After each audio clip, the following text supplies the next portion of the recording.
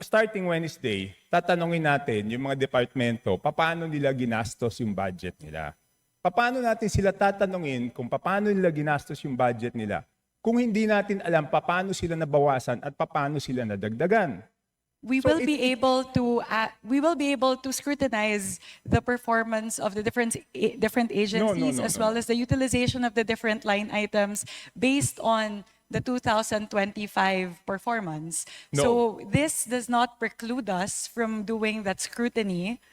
Meron ba o wala? We would have to look into the records. How May I ask exactly what you are asking for? The small committee report of the 2025 budget. Let us just ask the COMSEC kung meron o wala.